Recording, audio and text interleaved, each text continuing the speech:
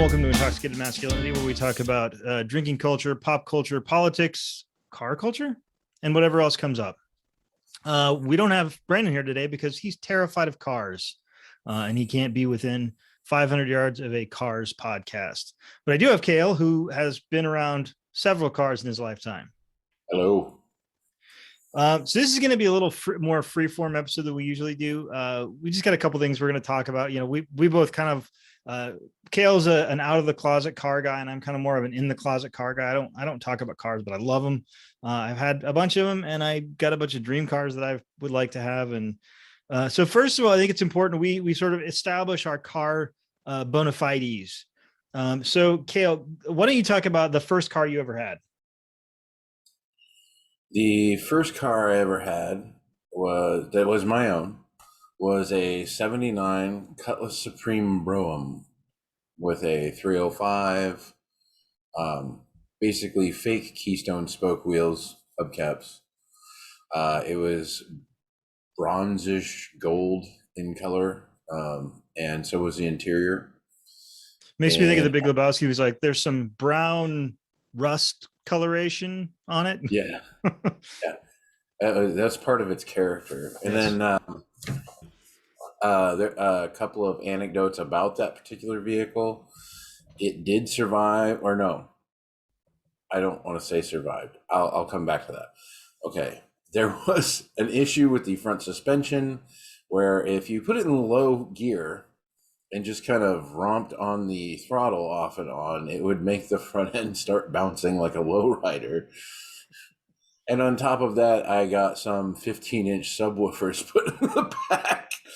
And my dad always complained that he could hear me all the way down the road. And we lived in the country, and the driveway is very long. And he said, why don't you just turn them speakers around? You could save money on gas and just push yourself down the road. But it did go through the floods of 93.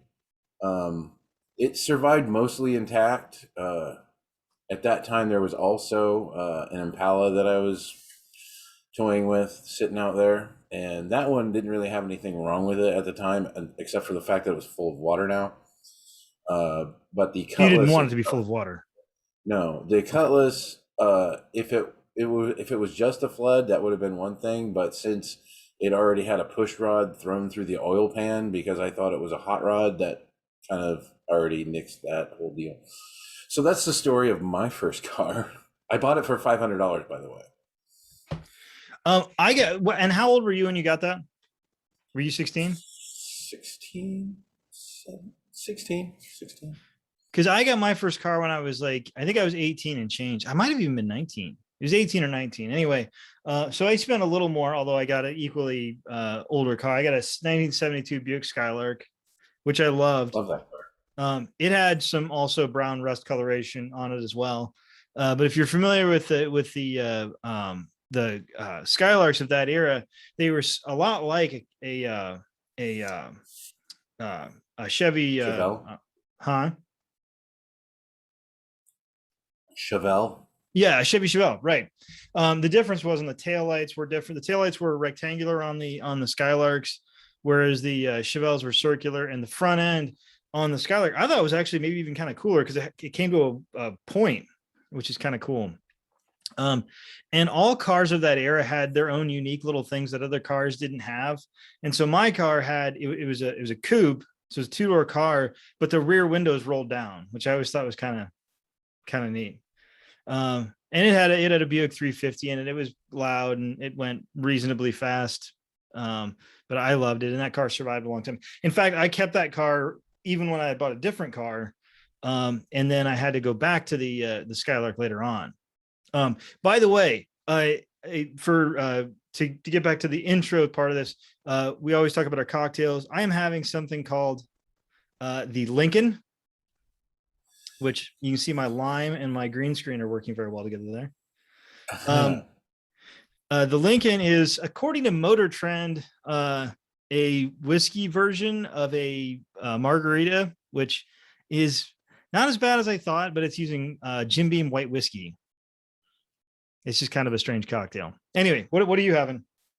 Well, I appreciate your creativity, and I did have an idea because there's a drink that I like called the Rusty Nail, and it's basically whatever brand of scotch you like, and then Drambuie. Drambuie.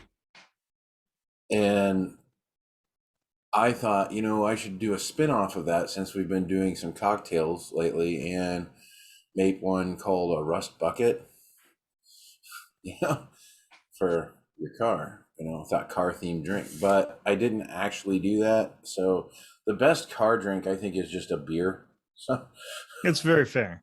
I was actually going to do a sidecar, but I don't have any cognac, so I couldn't do a sidecar. Fair enough. So you got your first car when you were 16 or 17. How long did you keep it for?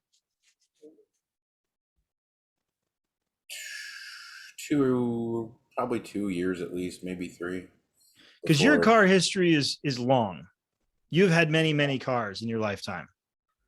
well, it's because I often went to the bottom of the barrel and just took what I could find and went with it. So, What was the first car you bought that cost more than $1,000? uh, a '94 Mercury Sable. And what was that? Was that in like the late 90s, early 2000s? That was like 01, '02, something like that. Fair enough. $4,600. First bank loan I ever had for a car.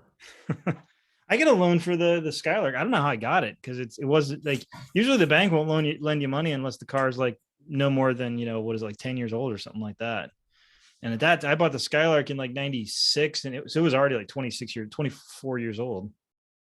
On this same note, you just reminded me. I did just randomly, wasn't even thinking about it. Did a post on my Facebook page of like a carology basically of all the vehicles that I've had, and then I did the whole thing, and I was pretty sure that I had it all down, and I posted it, and then I completely forgot my Grand Prix, and my Grand Prix was, I had that for a while. I had that for like 6 years, Did you have one and Grand Prix or two? just the one. Oh, okay. Um, you might be thinking of someone else's Grand Am, Oh, yeah, yeah, that's what I'm thinking of. but no, I just had the Grand Prix, and I completely forgot to put it on the list, and then I couldn't find the post that I put up to fix it, so it was just like, sorry, Grand Prix. So did You it just have tell you how many cars you'd owned? all in all, I think 14. Oh, that's not. I was thinking it'd be north of 20. I mean, 14 is still a lot. No, Don't get me wrong. yeah, I'm apparently at. I'm just getting started though. I've had six. I've owned six cars. No, seven. I forgot about the truck. I've owned seven cars. So I think what are it. the next of the next few cars you owned? What were the ones that were kind of note? I really liked my S10. I had a '99 S10, ZR2. With the big 4x4 package and the oversized tires. It was A pretty very unique reliable. shifting lever. Yeah, yeah. And then my car that I have now is kind of a granny mobile, but it's comfy and I like it. It's reliable. And I will say this, and you found this out when you started getting into going from the old, heaps or whatever to just go out and get a new car. And a new car is great, but my only problem with it is it has no pizzazz. Like, it's very boring. It's like, look, if I have a reliable, great car, and that's great, but it doesn't really tell a story. It has nothing to say. It's just taking me down the road. And as someone who's passionate about cars from time to time, uh, I really like a car that tells a story. Yeah, I'm going to disagree with that a little bit, but I'll disagree with that in a few minutes. So like of the cars you owned, let's say from high school till like 25.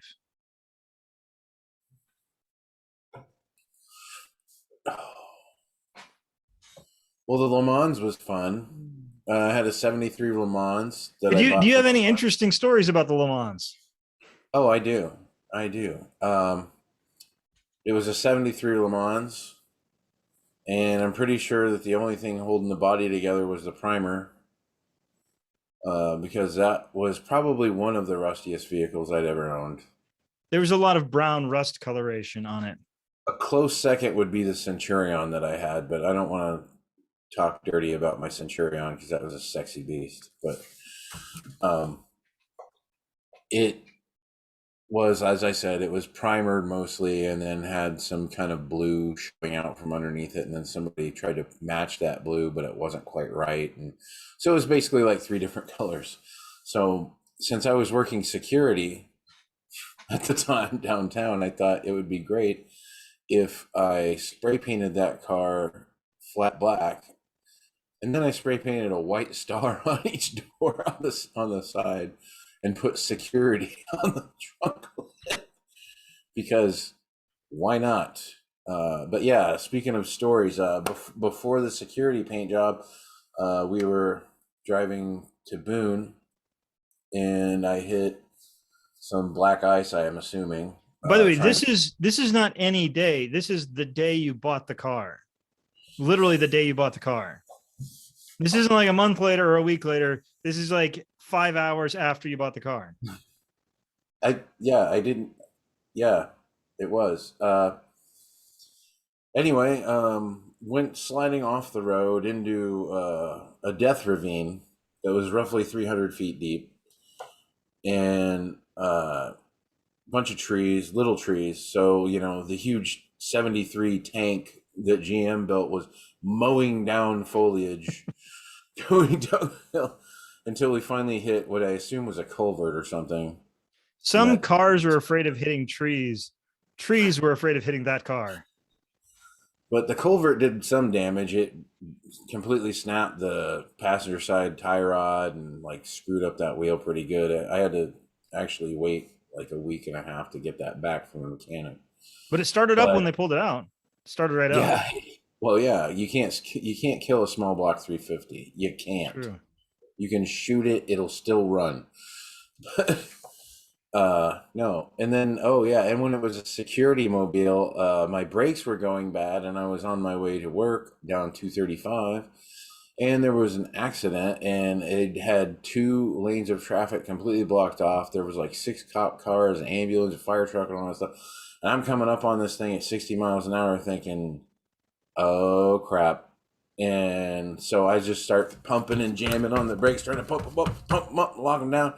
And I went through that accident scene. I was still going like 45. The cops were like screaming at me and stuff. I finally I kind of like ground the front end against the guardrail on the outside lane to try to slow down, and I finally got stopped. And the cop comes running up. I'm in my security uniform, so I look like a wannabe cop. And he's like, "What the hell is wrong with you? You trying to kill somebody?" And I said, "I have bad brakes. I was trying to stop, but I couldn't stop." And then he made me wait there. And so I thought, oh crap, now I'm going to get a ticket or go to jail or something. And he just came over and was like, "You know what? Just get the hell out of here. Just get out of here." So I left. And he wasn't mad, Kale. He was just disappointed. Yeah. He's like, "You freaking wannabe. You'll never be a real cop," which is probably a good thing now that, in turn of late things. So my next car that is maybe still my favorite car or second favorite car that I've ever owned. So I had a 96 Ford Thunderbird. And I think if the Thunderbird is really kind of an interesting car because when it first came out, it was basically like a little hot rod. Like it was a little car that could go pretty fast, and it was a convertible and all that. So it was sort of a small little fast little race car type, not race car exactly, but a small fast little car. And so that's in 1955. So you started getting into the early to mid and then late 1960s, and the Thunderbird started getting bigger and bigger and bigger until you get to the 1970s, and Ford Thunderbirds were enormous. They were just these gigantic pieces of steel. And at the time it was more like, a car like a doctor or somebody would drive. It was like kind of a nice car, like a luxury car almost. And then towards the end of their lifespan in the mid 90s, they kind of started turning back to making them little hot rods. And the 96 Thunderbird that I had had an 8-cylinder engine. It was fast as shit. And I love that car. You could fit 2 people in the back, but it was definitely more of like a two person kind of vehicle. And I love that car Paint so much. And I hit a patch of ice and I ran into a steel guardrail going about 55 miles an hour. And so the Ford Thunderbird was no more. But it was that opalescent, whatever it is, paint job where it was like purple and green and blue kind of, which was very 90s sort of color scheme. But I love that car so much. fun little car. Oh, since you reminded me of the Centurion, aka the Smoke Show. It was a 72 Buick Centurion convertible. It was red exterior, white interior. The top really didn't exist anymore, so I didn't really bother putting it up very often. It was not a wintertime car. I thought the car looked nice if the top wasn't up. If the top wasn't up, then it didn't look very good. But top down, it didn't look bad. Plus, it was huge. Yeah, it was like 19 feet long or something like that, and about 8 feet wide. And it had a 455 rocket engine in it, and somebody had taken the factory exhaust, cut it out, and put they weren't, I want to say they were Hollywoods, but I'm not sure if they were Hollywoods. And for people who are outside of the car realm, that's a type of muffler. Think of, like, you probably heard the term glass pack or thrush hush or something like that. It's kind of like that, except a little bit bigger and supposedly higher quality. But they would just cackle. It would just cackle. I'd go down the road and let off the gas and brum, bop, bop, bop, bop, bop, bop, bop, and Did it ever backfire? no, I don't think so. My Skylark backfired all the time. But we called it the Smoke Show because people would be like, smoke show, and I just squeal them up because that engine had so much power, and even though that car was so heavy, I mean, those tires, I'm pretty sure they were probably 225s, but they would still just light up instantly. I just hit that gas and just smoke everywhere. And let's see, I raced 2 girls in a Chrysler LeBaron because they were thinking they were funny and stuff, and I was just goofing around. So this guy borrowed my car, the Centurion, to go uptown, and he said that some guy in a Mustang was messing with him when he came back. And so we went uptown, looked for this guy. We found him. He was hanging out in the parking lot. Because it's a small town in Iowa. You hang out in parking lots. It's an unspecified small town in Iowa. But anyway, so then I walk up to the guy and I said, like, I heard you were giving this guy a hard time or whatever the hell I said. And, and he's like, well, you got 2 options. We can fight or we can race. And I said, because I was feeling myself. I was like 19 and like fucking awesome. And I was like, well, then we better race because there's no fucking way you're going to beat me in a fight. And so then we went and raced, and then I beat him too in his little 5.0 GT Mustang that he thought was some shit, but ain't nothing against a 455. I don't care if it's a land yacht. I'm going to run you off the road. So anyway, moving on. So I think my favorite car, and it's not the cool one, because like I love my Thunderbird and I love my Skylark. And by the way, I've also owned some less cool cars. Like I owned a Chevy Cavalier and I owned a Honda Fit. And recently in the last few years, I had a 99 Ford F-150 for a while, which was nice, although it was more rust than metal. We had a brake line break due to rust. Like the brake line was literally rusted to the point where it was leaking. And that's some rust. And my favorite one is the Nissan Murano. I love that car. I think it's like the cool on the cool end for SUVs, and SUVs aren't all that cool to begin with, but I feel like the Murano has a body style that looks a lot more like a concept car than it does like a road car. It was pretty fast. It was really, really comfortable. Love that car. Did that have all the driving assist like your car has now? Some of them, not all of them, because that car was older. I've got a Honda CR-V now, which is I describe to everyone as a perfectly adequate car. It has all the things you need. It's very reliable and it's entirely unexciting. Well, on our Kentucky trip, I just wanted to say I really appreciated like the radar controlled cruise control and like the steering assist. Adaptive Yeah. cruise. Yeah. Okay. Whatever. But all that stuff is neat, and eventually, and this is the part that I'm torn on because eventually it feels like one day cars are going to do all that stuff by themselves. It's going to be like all these movies you see in the future where you just get in the car and it takes you wherever you're going, and it feels like you're losing something because of that. Yeah, I think I'm one of the few people I know that really just enjoys driving. Like I like driving. I go on road trips on the weekend all the time on my own and just, go to, I mean, I go to look for, out of or discontinued bourbons and stuff like that. But I love just to go driving. I think it's a lot of fun. So I think, and it's good, it's for the environment and stuff. We should probably get rid of the internal combustion engines and all that. But it is like on a personal note, I think it'd be kind of sad when we don't have them anymore just because it's something that, we all grew up with. And I think we all really enjoy a lot. I like road tripping too. Um, it's fun. We go a couple times a year. I mean, it's not super far to go up to the northeast part of the state, but that's where we find some peace and some joy, and I enjoy driving there and back. And like on the road trips to Kentucky, I love driving in Kentucky because the roads are so crazy. They're like thin and they go all over the place and they're curvy. And it's like we live here in Iowa where every road is at a 90-degree angle to every other road in the state. And it's nice because it's easy to find your way around, but it does get a little boring sometimes. So it's nice to see those roads that are just kind of go all over the place. Now Yeah. the next thing I kind of wanted to talk about, because this is something I think a lot of people, we talk about movies on this show a fair amount, and that is movie cars, like cars in movies or maybe television shows too. I mean, like I grew up with Kit in Knight Rider. What are some movie cars or TV show cars that like you remember when you were a kid or when you're an adult that you were like, oh, that's an awesome car? Well, you took my first one right off the top. There was Knight Rider. I mean, how do you Gail, beat I don't Knight own Knight Rider? Rider. Knight Rider belongs to us all. I mean, first of all, I mean, the car is like those future cars I just talked about. Like it can do all that stuff. It can drive itself. It's a weapon, basically. It talks. It has an attitude. It's got a crazy steering wheel. It's kind of a Uh, snarky asshole, a little bit. yeah, a little bit. And who is the voice of Kit?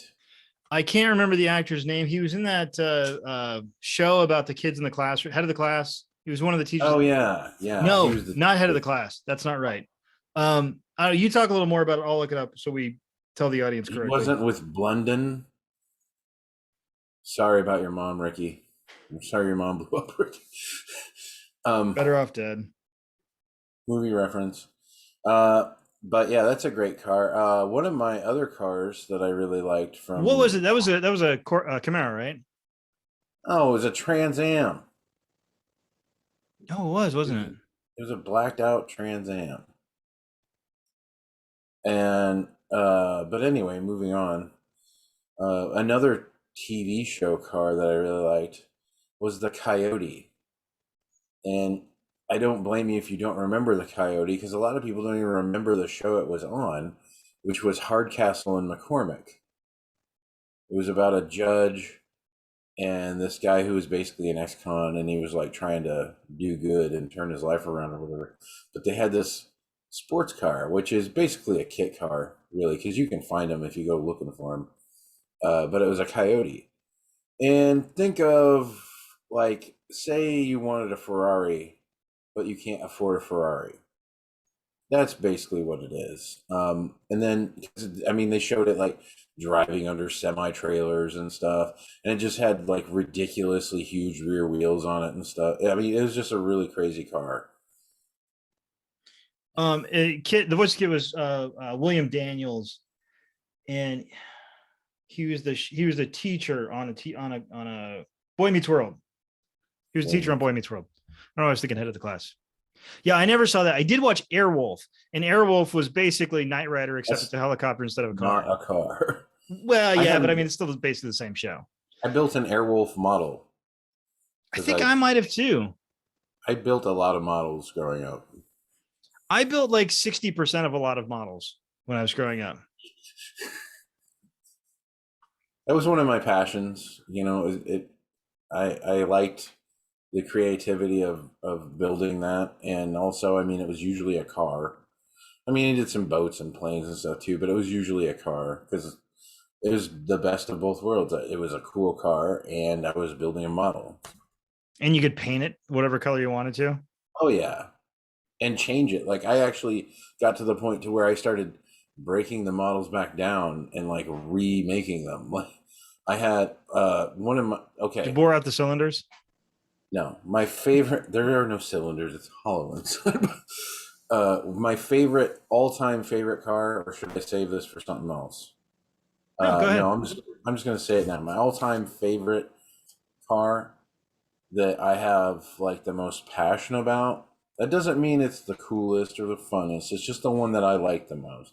Is a 66 or sorry 67 Chevelle SS 396, and I built a model of that in the original form that I wanted, which was the metallic marina blue, white interior, rally sport wheels, very classic, tasteful, just really nicely done. And I had that model sitting on a shelf and then sitting in a box, and then got it out and was like, you know what, I'm going to do something with this. So I took it partially back apart, the suspension, and redid the paint and all that. And what I ended up doing was taking the suspension and wheels from what would be probably a 94 Corvette, and figured out how to get that to mount right.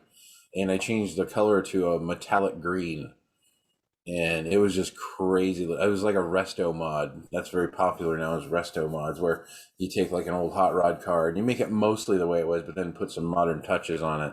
It's very popular. And then also the Art Deco thing's starting to come back. Um, like the Delahaye. I don't know if you've ever seen Not a sure. Delahaye. Basically, it's mostly about the coach. They take the chassis and just modify it. It's plastic surgery, basically. Yeah, I've thought about doing something kind of similar to that with like a like a Mazda MX-5 or something like that. Since there's so many of those around, they're a little easier to get a hold of. Two cars that I want to mention because they're not really cars exactly, but they're ones that I think a lot of people probably know from when they were a kid, especially our generation. And that is Mr. Gadget's car slash van, because it's both. And you It's a know, transformer. it's not just a spaceship; it's a transformer. Um, and the A-Team van, I had the A-Team van as a Matchbox car when I was a kid. And like that's cool because it's the A-Team, and it's got B.A. Baracus, and he's like the coolest guy. Even if he's Rampage Jackson. Doesn't matter. Um, Um, do I have time for one more? well, I was going to mention my favorite car from a movie is one of the favorite cars that I would like to own at some point. Well, actually, I'm going to save that. Just a couple of the real quick kind of honorable mentions. Obviously, the DeLorean from Back to the Future. DeLorean's one I thought was really cool when I was a kid. I look back on it now, and I'm not quite as taken with them, I guess. Do you like the DeLorean? It's okay. Yeah, that's kind of why I feel too. The big challenger from Fast and the Furious, obviously, the first one, and I'm assuming it was another ones, but let's face it, I'm not watching those movies. I was never a fan of having that huge stack coming out of the hood. I mean, you're ruining the aesthetics of the car to me. I mean, Yeah, if but it you're shows into everybody that how thing, big your engine no is. offense. I'm not trying to say your car looks stupid. I just don't like it. I don't. I like the hood, maybe a little bit of something on the hood, like a little scoop or some vents or something, but just that huge tower of uh, Shit. let's call it compensation sticking up out of the. It seems The other unnecessary. the other two would be the Plymouth Fury from Christine, obviously, is a real famous one because of that movie. It is a pretty car.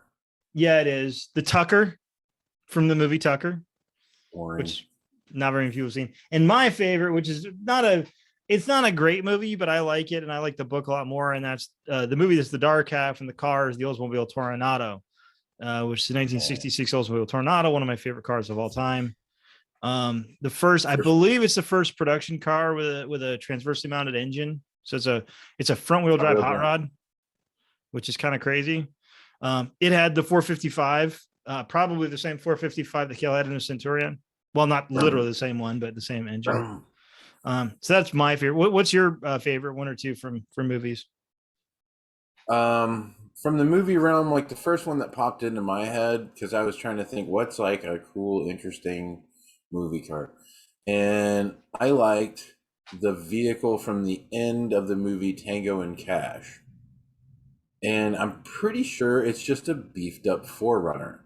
Forerunners are great. I like Forerunners. They're tough. And if you've ever seen the episode of Top Gear where they took a Toyota Hilux and just beat the ever loving crap out of it. They left it in the ocean. They dropped it off a building, and it still ran because it's a Toyota. And I'm not trying to speak anything to that brand, but I mean, if the rumors are true, the rumors are true. Yeah, Toyotas take a licking. Yeah. Another Hollywood car.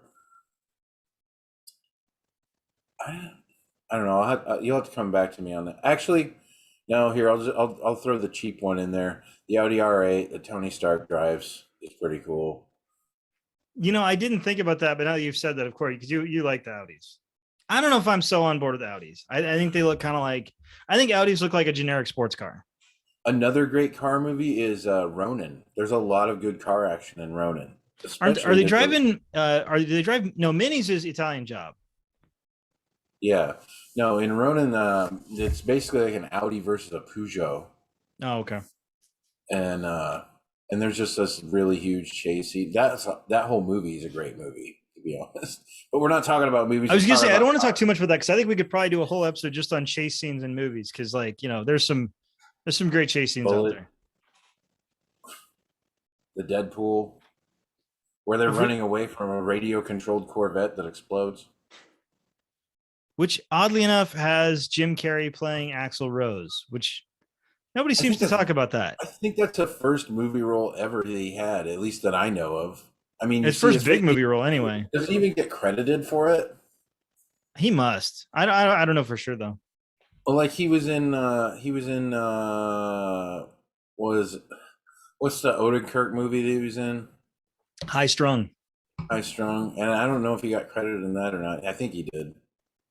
But anyway, like I said, we're not talking about movies. We're talking about cars. But he drove a limo. He did drive a limo, so that technically counts. Fair enough. So one thing about our car history, and I think this is what we kind of bonded on cars over, is many people might be familiar with the video game Gran Turismo. And I think we started off on Gran Turismo 2 or 3. 2. 2, yeah. And then more, I think 3 was probably the one we played the most, like together. Yeah. A-Spec, we went crazy on A-Spec. And God, that was a good game. And it just made you want to own like all these super expensive cars that you'd never actually own. But they did have like more realistic cars too, or some more realistic cars too. And yeah, they make you start with like a Volkswagen Beetle. Right. And you're like, top speed is like 78 miles an hour.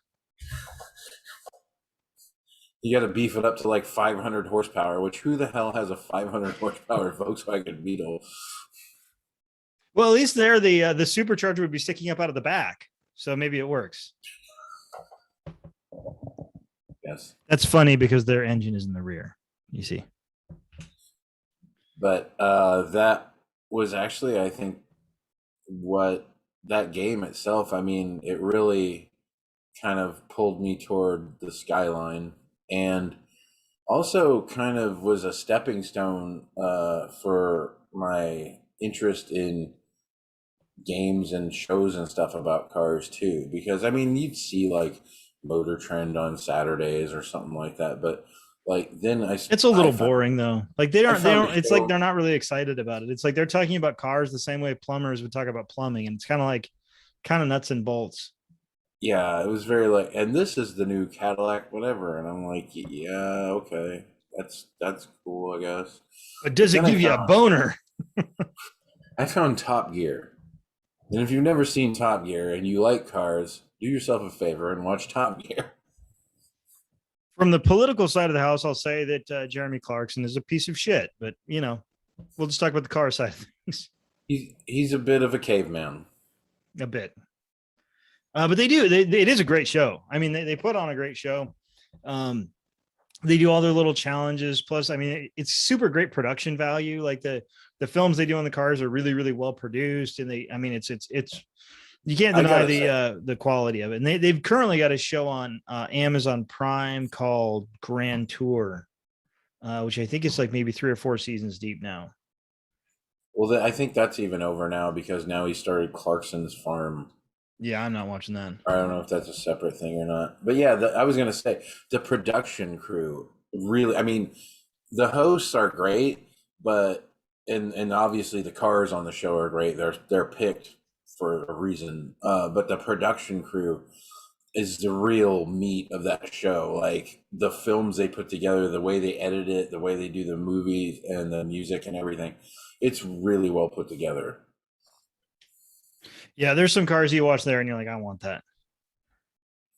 And of Oh yeah, course, the what's the three wheeled one that always tips over? the Robin. Reliant Robin. Yeah, if you're watching this, just get on YouTube and look up Reliant Robin, and it's a hilarious car. Like that somebody built that. I had my great uncle had a yellow three-wheeled car, but it was one wheel in the back, two in the front. Well, that's And the way it should be because that makes it more stable. and it was just really unique because I live in a small town, basically in the middle of Iowa.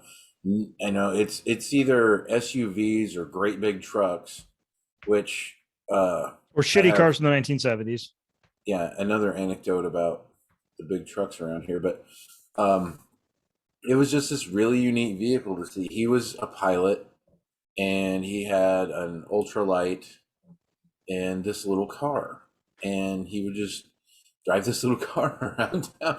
It was just crazy. And he said that the reason he liked it was because it was like being in a cockpit. And I imagine when because it sat really low to the ground, so I imagine when you're going down the highway and that thing, it kind of felt like you were flying. So on the Gran Turismo thing, so the Skyline was, I think, your favorite car pretty much throughout.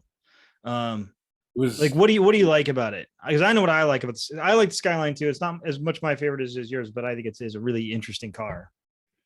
well, I think pretty much everything about that car because well, I think everybody heard about the Skyline because of the Fast and Furious movies.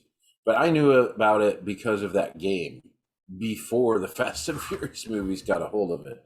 Right. Um, and just it was just a really unique car. And it was the fact that I liked it so much because it seemed like when we were trying to beat a level or something like that was the one that was my go-to car. It wasn't something anything else. It was just like there's something about this car, it feels balanced, it's powerful, it's got good braking, it it handles a track well. It doesn't feel like it's screaming around the track, just barely hanging on. It's like going, "Oh, what's next? Ha ha! Oh, that was easy." Like, Well, from the and looks perspective, I think the thing that's interesting about that car is it's like so we were driving around and some guy was passing us in his little Corvette, which I think Corvette is just like it's like generic symbol that my penis doesn't work anymore. And I'm sorry if you have a Corvette, that's fine. Maybe there's another reason to have one. I'm not saying that's the only reason why people have one, but I see midlife a crisis. Corvette and that's what I think. It's a midlife crisis. The midlife crisis mobile. And so I think to myself, if I was having a midlife crisis, which I'm almost old enough for now, I think I'm just about old enough to have my midlife crisis.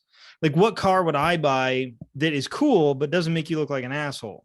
And Skyline is definitely in that because Skyline, I think a lot of people wouldn't even take a second look at it if they didn't know what it was because it kind of looks like a normal car until you start to look at it, and it's sort of it's really well designed and designed to look very cool, but in kind of a more subtle way. Um, Well, I wanted to say that, like, okay, bringing up our old friend Clarkson again. There's an episode of Top Gear that he does about the Skyline.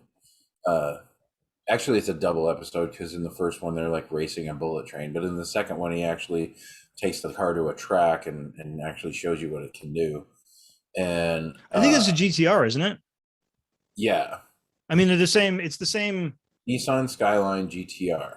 Right. And then there's different versions of each one too. I think there's like 4 different packages, but But this, I don't think the Skyline talked itself was about ever actually released in the US, was it?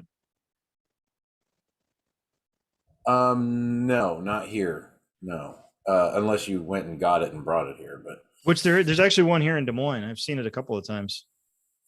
since you bring up the look, the body design of it is very interesting because it's not just made to look like it goes fast. Every panel on that body was designed to control the air around the car to make it do what it's supposed to do uh, in the handling and just getting through corners, powering out of corners, and everything. It's all about control. It's all about this is what your car is supposed to be doing right now.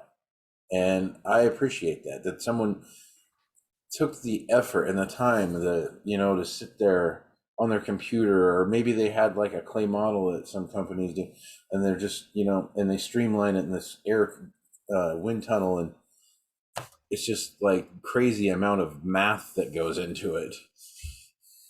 As you could probably tell, Kale and I do not design cars, nor do we really have any idea how they are designed. It's like But I it's know a what I computer like. or some clay, or I don't really know. It's really smart people do it, and sometimes they do it really well. I don't know. The one that I got from that, it's one that we used to use every so often in Gran Turismo, and I saw for the first time at a car show out in Baltimore. And it is a small, tiny. I don't even know if they're. I doubt they're even still in business anymore. But a tiny little American car maker called Panos or Panos that made the Esperante. And talk about cars that if you wanted to buy a car that looks cool, but is also not something that's just a generic dick car, like an Esperante is a great one to buy because it has a very, very unique body style. You will never mistake an Esperante for anything else. And it looks very cool. And they are, as far as the cars we're talking about, it's affordable in that you can probably buy one for $65,000. Which, given a lot of the cars we're talking about, $65,000 is pretty affordable. Yeah. Like I think the new model GTRs, I think start off like 95,000, something like that. I want to say I don't know. I think they might have a low end model for like 85, but I think you really can't get a GTR for less than $100,000. It's really for a while though, a step down from the GTR. For a while though, you were really caught up in the Evo X. Yeah, I think it was the problem is Mitsubishi has just decided to make a concerted effort to make the worst cars in the world for the last decade or two. And I don't know. I've never seen a company so thoroughly self-destruct on. I mean, I still, I'm over 40, so I look at Consumer Reports for things. Once you're over 40, you're required to get a subscription to Consumer Reports, even if you never read it. It's like an older white guy thing. It's just something we do. We get Consumer Reports. I can't explain it. But if you look at like the reliability ratings, like every single Mitsubishi car is in the bottom of whatever class it's in. Like the Mitsubishi Mirage, which by the way, you can get a brand new Mitsubishi Mirage for like $13,000 or maybe even in 12s. Like you can buy one for nothing, but they're just shit. They're just made out of garbage. And that's like every Mitsubishi car, even the Lancers now, I think are pretty much made out of garbage. My wife had a Mitsubishi Endeavor, I think it was called. Mm-hmm. It's a little SUV. It was nothing but problems for like 2 years. Like every couple of months, something else would go wrong on it. Well, it's just like they try to make these things out of, I think they're trying to basically be like the low end car manufacturer, but it's like, yeah, well, if I spend, like say a Mitsubishi Mirage versus like a Toyota Yaris, like the Toyota Yaris is going to be like maybe $1,000 more and it'll actually work. And like when you're getting a car loan, $1,000 difference in the car is almost nothing on your car payment. So who wouldn't buy a Yaris over a Mirage? Or like even whatever the like a Honda Fit, which I owned a Honda Fit for a while. Yeah. I don't know Mitsubishi because Subaru on the other because there was the big feud was always between the Subaru Impreza and the Lancer Evo, and it was always kind of touch and go. As you know, maybe this year one's a little faster than the other one, and it's like, but Subaru has this weird thing where they also make good quality cars. I know, crazy strategy, right?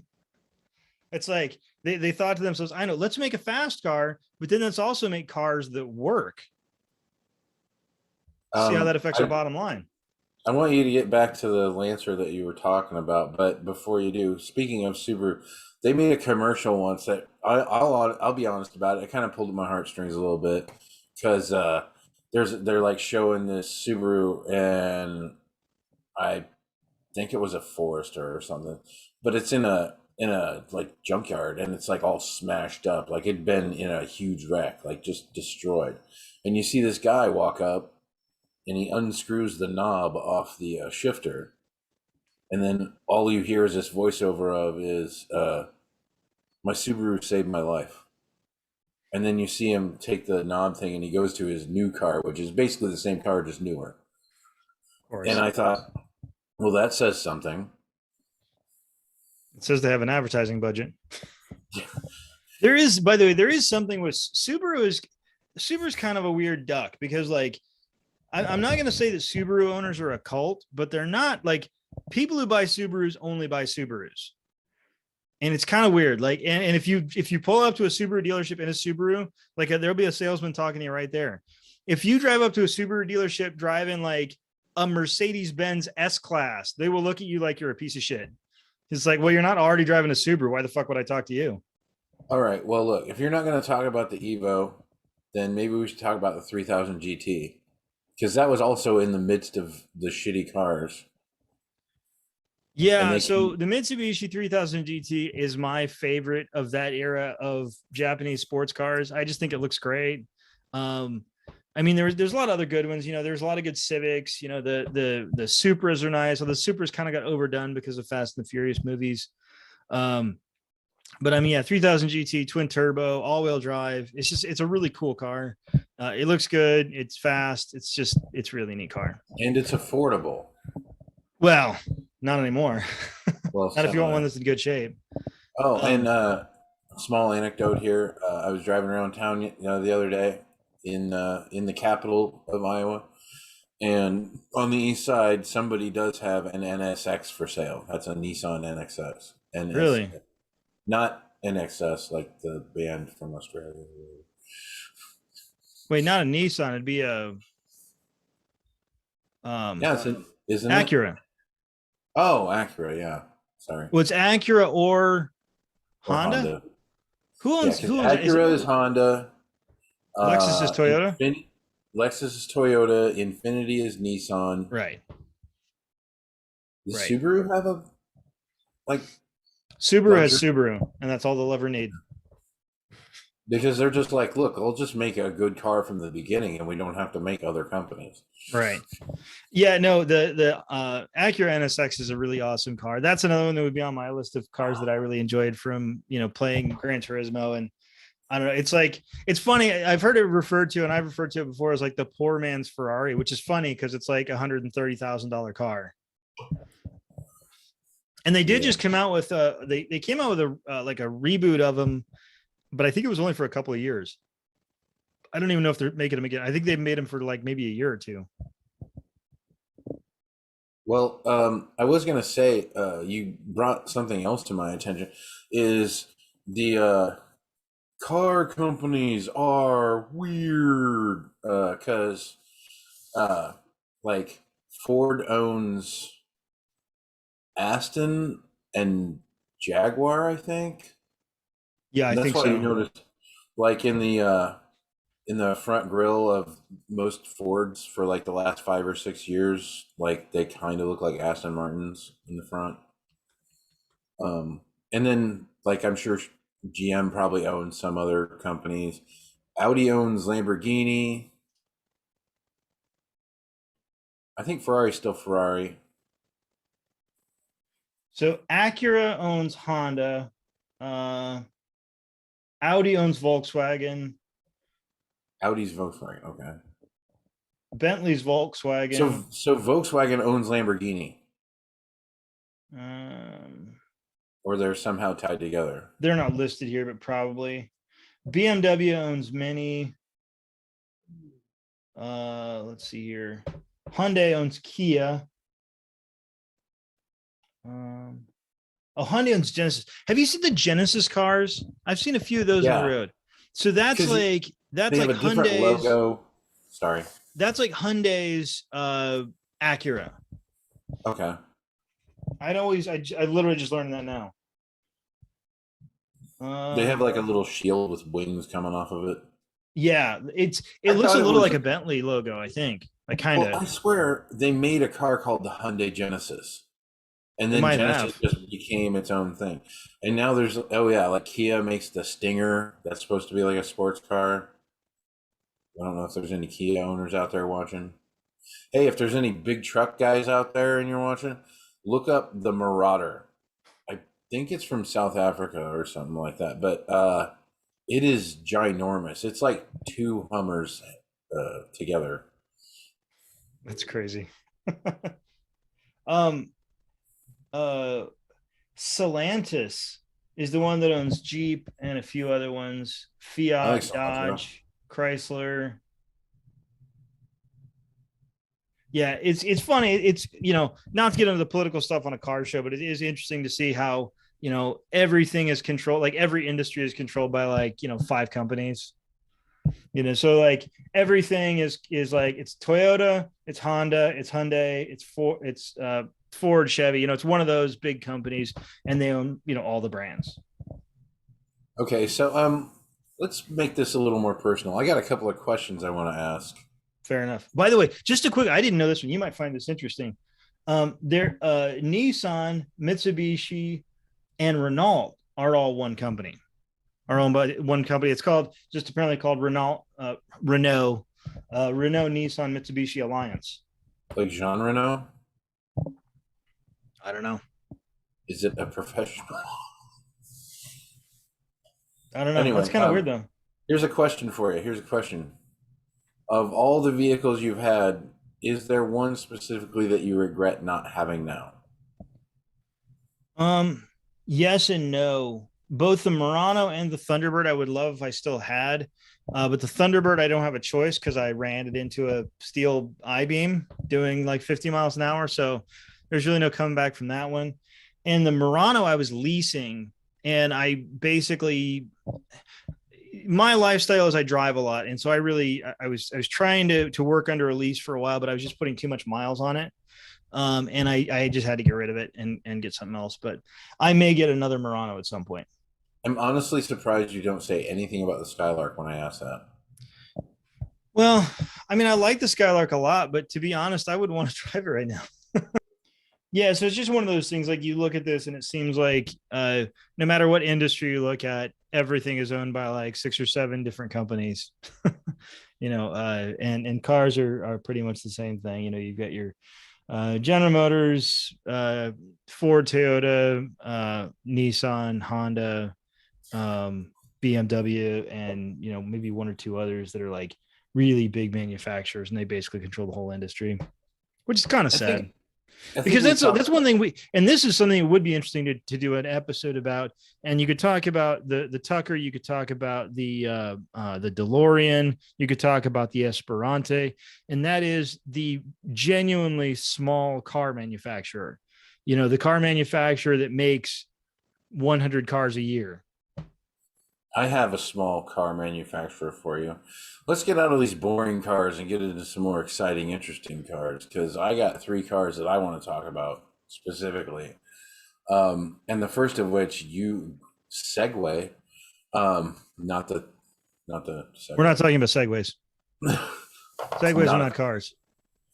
uh, but small company in England called Ariel, and they make a car called the Ariel Atom, I remember that one. and it is basically a go kart on steroids. It's a little faster And than a go-kart though, I think. yeah, it has the original version. There's new versions now because Okay, the first one had the engine from a Civic Type R with a supercharger, so it made like 300 horsepower. And then the second one they made was a V8, and they made it a V8 by basically melding two Hayabusa motors together to make one engine for this car. And now there's like an off-road version and all that stuff. But the first one, just right out of the box, it just blew everything out of the water because I mean the body is basically just the frame and like some fender pieces in that. Um, and like I said, it's got 300 horsepower V6 in it, Is it street and legal? yeah, yeah, it comes street legal. Now you have to spend more to get more stuff on it. Like if you want a windshield, you're gonna have to buy a windshield for it. Well, I Because mean, you the can't have original every does single, not come luxury with a thing added windshield. on. But it is just incredibly fast and incredibly well handling. It's so super light and powerful, and I think they're like 29 grand to start, and it's just an amazing machine. I know that 30 grand is a lot of money to throw at something that's a hobby basically, but it's an incredible machine. Like it would be so much fun. You would never ever be bored. And it's basically like, you know how jet skis make people happy? This would make you jet ski happy. You don't even have to go to the river or lake or ocean. The river. Um, Um, yeah, I remember Top Gear did an episode about that card. It's yeah, it is neat to see like genuinely, I mean, things that are basically a car manufactured out of a garage. I'm sure their garage is the size of a very small factory, but still, it's a small business that has relatively few employees and are doing something different. And I think that that's something that's kind of should be very American, although it ends up not being, unfortunately. yeah. Do you have any specific like kind of exotics like that? Because I got a couple more. Well, I mean, the Bugatti Veyron, you can't, get into a discussion like this without talking about the Bugatti Veyron. Um, it's dumb, but it's crazy and fun. And of course, we'd all love to drive one. Actually, so it's not a car specific, but I've only been to Europe, well, basically once. And I've always wanted to go here. And Kale, what is here? England. That is Nürburgring. Oh, Nurburgring. And so Nürburgring is a track, and if we get any viewers in Germany, please tell us all about Nürburgring because I'll listen to people talk about Nürburgring for hours. I think it's a fascinating track, and it's just like the history behind it's really interesting. And you can actually drive this track. It's not it's open to the public. I think there are restrictions on what you can drive on there, and you have to pay a fee to per lap. But like you can actually take a ride on Nürburgring, and it's just this really probably the most famous single racetrack and one of the most famous single racetracks in the world. The other one, which I don't have up, we aren't getting into our favorite racetracks because neither of us watch racing on a regular basis, but just based on some of the stuff that we're into, we are aware of some. The other one would be Laguna Seca, which I think is in Arizona, isn't it? I think so. It's in the desert anyway. I think it's Arizona. Laguna Seca would be a really fun track. I think.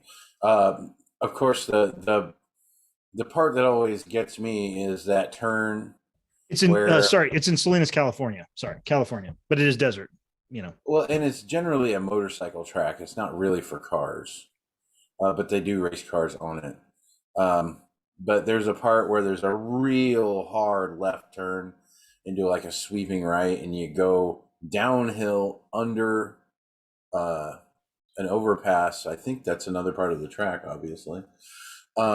But just that specific turn to me is always really exciting to watch because it's such a you're aggressively climbing up this hill, just flooring it, and you get to that turn, you're like, slam on the brakes, and then turn left as hard as you can, and then whip around this big swooping curve downhill. Well, it's a hard left and a hard right, and you're going downhill to do it after going uphill for a long ways. It's just a really, really bizarre turn. You want to move on to another car? Well, if you had another car like a fancy kind of car you'd want to talk about, is what other I have cars two more in Gran fantasy cars. Turismo did you like use a lot that you were kind of fascinated with? It's been so long since I even touched a video game.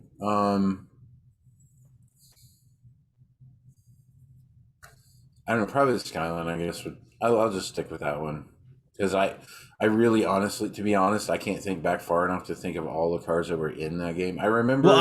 I remember the one we would take to try and power through things because remember Gran Turismo is not real racing, so you can cheat basically, and there's no cheat car better than the Dodge Viper.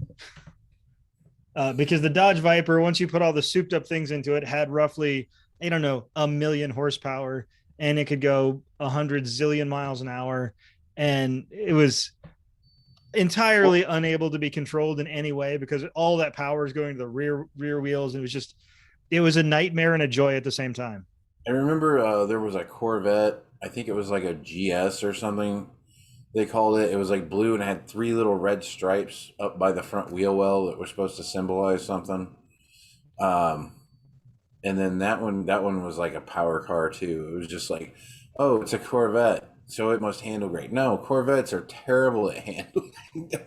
They're really good at one thing, and that's what all American cars are good at: going really fast in a straight line. That's what they are designed to do. Maybe turning left 4 times. Yeah, or powering through some rocks or sand over the chicanes, and then slam off the barricade wall and go about your business. Don't you just love Because the word chicane? It's just a good word. It's a and solid it's word. I think it's Chicane. French for chicken. I believe that's 100% accurate. Um, well, I don't have any other cars I want to talk about right at the moment, but I think Well, that I we've do. kind of only scratched the surface as far as the cars we love. I think we'll probably do another one of these videos.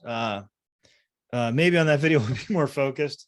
I just kind of, I mean, this is something we're both kind of passionate about, and I just kind of wanted to jump in and just kind of get some feelings out there, and maybe we'll make Brandon do this, and we'll watch him cringe as we talk about cars for an hour and a half. Yes. And then Do you have I any final car thoughts? Any cars you think are worth checking out that maybe most people don't think about, or anything like that? well, since we don't have time for me to talk about the other two I had lined up for Dream Cars, I'll just put the names out there and you can look up the info yourself. The Pagani Huayra and the Alfa Romeo Disco Volante. They are both really interesting cars to me for many reasons. And I don't want to get into that right now, apparently, because we're about ready to wrap this up, I think. And we're again, given all the stuff that we have to talk about on this, I think we can definitely do more of these episodes. I Yeah, think we it'd be could cool talk to about this do for an hours. episode just talking about some of the tracks, and because the thing about Gran Turismo is a lot of those tracks that you do in that game are real tracks, and so it's like, I've driven Nürburgring 1,000,000 times, but I've never been to Germany, and I've driven Laguna Seca 1,000,000 times, and I've never been to Salinas. So it's kind of an interesting thing to have driven these tracks and to know these tracks in your head, like we do, and have never even actually seen them in person, most of them. And maybe some people can relate to this, but sometimes I have to remind myself that these are highways, not racetracks. The hell you So say? some of my driving aggression isn't necessarily required or appreciated by the people on the highway. All right. Well, that's some of our thoughts on cars, but keep an eye out. I'm sure we're going to come back and talk about this again. So, Kale, thanks for joining me. Thank you, sir. And I want everybody to have a good drink and have a good day.